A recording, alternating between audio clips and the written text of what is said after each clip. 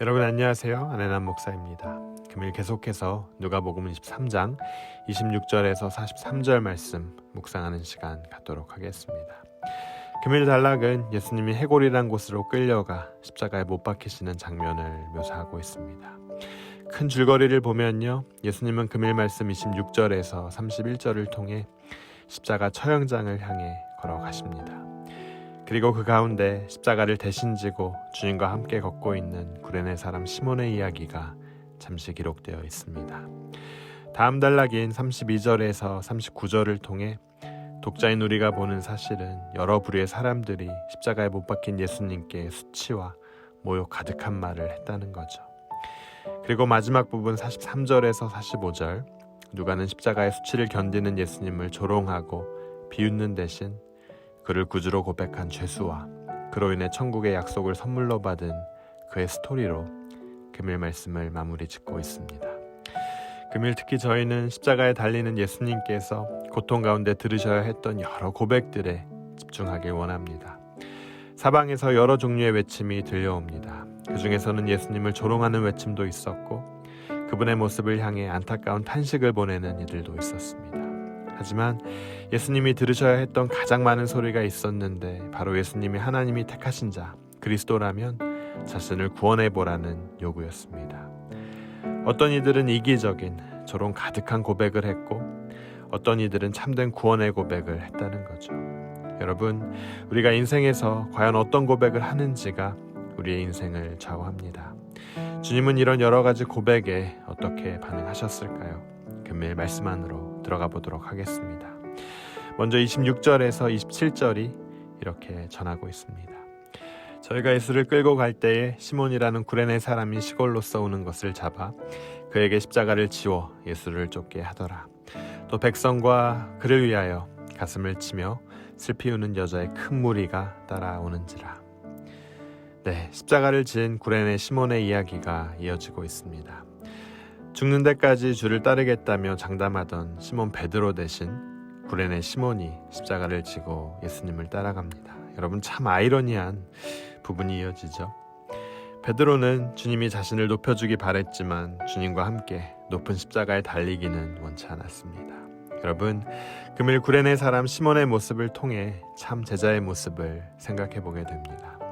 참 제자는 주님을 좋아하는 것만으로, 주님의 말씀에 동의하는 것만으로, 주님을 기뻐하는 것만으로는 충분치 않다는 거예요. 주님과 함께 끝까지 십자가를 메고 동참하고 있는 구레네 시몬의 모습이 참 제자의 모습이 아닌가 말씀이 보여주고 있습니다. 주님의 영광이 머무는 장소에만 머무는 것으로 그치는 것이 아니라 그분의 수치에도 참여하는 자가 참 제자라는 거죠. 우리는 과연 주님으로 인해 열리는 잔치가 있고 기쁨과 웃음과 영광이 있는 곳에만 참여하고 있지는 않는지, 또 반대로 그분으로 인해 받을 수치가 있는 곳은 피하고 있지 않은지 깊이 묵상하게 하는 구절입니다. 주님과 함께 고난에 참여하지 않는 자, 그 나라의 영광에도 참여할 수 없음을 금일 말씀은 비추고 있습니다. 계속해서 말씀 보도록 하겠습니다. 말씀 32절에서 39절이 이렇게 전합니다. 또 다른 두 행악자도 사형을 받게 되어 예수와 함께 끌려가니라. 해골이라 하는 곳에 이르러 거기서 예수를 십자가에 못 박고 두 행악자도 그렇게 하니 하나는 우편에 하나는 좌편에 있더라. 이 예수께서 가라사대 아버지여 저희를 사하여 주옵소서 자기 하는 것을 알지 못함이니이다 하시더라. 저희가 그의 옷을 나눠 제비 뽑을세 백성은 서서 구경하며 관원들도 비웃어 가로되 저가 남을 구원하였으니 만일 하나님의 택하신 자 그리스도여든 자기도 구원할지어다 하고 군병들도 희롱하면서 나와 신 포도주를 마시며 가로되 내가 만일 유대인의 왕이거든 내가 너를 구원하라 하더라. 그의 위에 이는 유대인의 왕이라 쓴 패가 있더라. 달린 행악자 중 하나는 비방하여 가로되 내가 그리스도가 아니냐 너와 우리를 구원하라 하되. 십자가의 고통으로 인해 정신이 희미하셨을 주님을 향해 여러 고백들이 쏟아집니다. 그중 많은 고백은 십자가에서 영웅같이 내려와 자신의 존재를 입증해보라는 조롱과 고백들이었습니다. 하지만 이러한 고백에 예수님께서는 어떻게 반응하십니까? 철저히 침묵하시죠. 참 구원의 표현도 믿음의 표현도 아닌 조롱과 비웃음의 표현이었기 때문입니다. 무언가를 보기 위한 자신의 의와 교만으로 가득 찬 이기적인 요구에 주님께서는 반응하지 않으셨다는 거예요. 여러분, 우리는 이기적인 요구와 참된 신앙의 고백을 구별할 수 있어야 합니다. 나의 입과 귀와 마음을 충족시키기 위한 나만을 위한 이기적인 고백이 주님께 드려질 때 주님께서는 반응하지 않으셨다는 거죠. 하지만 여러분, 금일 또 다른 고백을 우리가 말씀을 통해 보게 되는데요. 금일 말씀 40절에서 43절이 이렇게 전하고 있습니다. 하나는 그 사람을 꾸짖어 가로되 내가 동일한 정죄를 받고서도 하나님을 두려워 아니하느냐? 우리는 우리의 행한 일에 상당한 보응을 받는 것이니 이에 당연하거니와 이 사람의 행한 것은 옳지 않은 것이 없느니라 하고 가로되 예수여 당신의 나라에 임하실 때 나를 생각하소서 하니 예수께서 이르시되 내가 진실로 내게 이르노니 오늘 내가 나와 함께 낙원에 있으리라 하시니. 그중 한 강도의 고백, 다른 이들의 이기적이고 교만한 고백과는 차이가 있었습니다. 그의 고백은 어떻게 달랐습니까? 그는 자기 죄를 인식하고 십자가 위에 달려있는 자신의 상황 해결을 구원으로 간주하지 않았다는 거죠.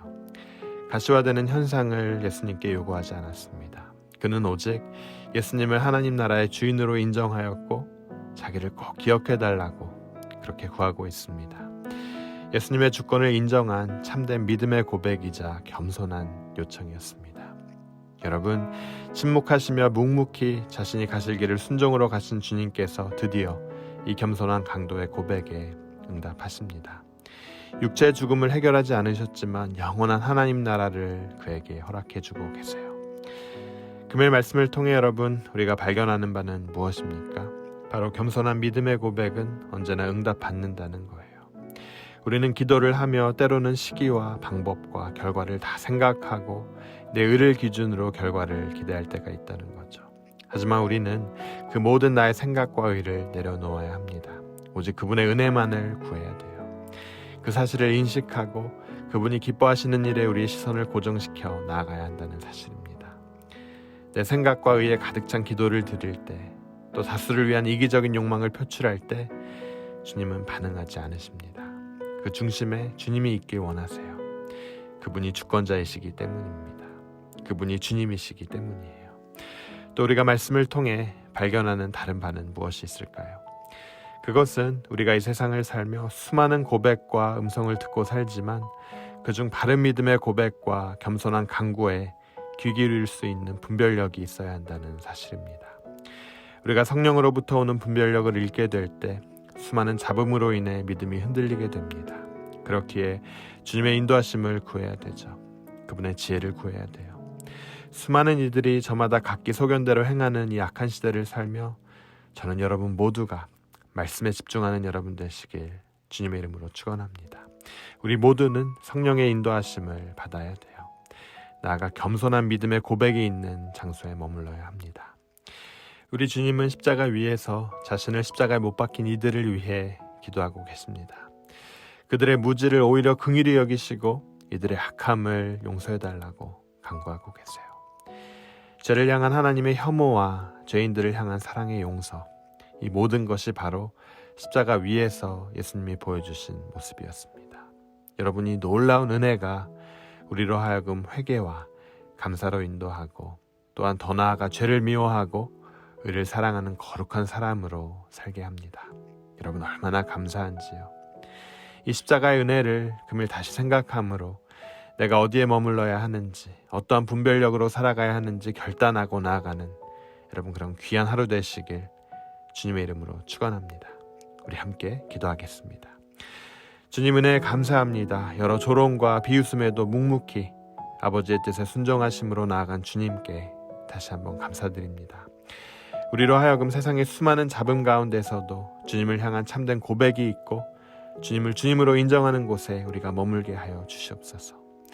내 의로 주님 행하는 일을 방해한 부분이 있다면 주님 깨닫게 하시고 회개하게 하여 주시옵소서. 우리가 어디에 있던 무슨 일을 하던 주님의 주님 되심을 인정할 수 있는 겸손한 마음 허락해 주시옵소서. 부활절을 맞아 다시 한번 십자가 죽음으로 인한 산 소망이 우리 자신과 가정 가운데 가득하길 간절히 원합니다. 우리를 죽음에서 구원하신 예수 그리스도 이름으로 간절히 기도드립니다. 아멘.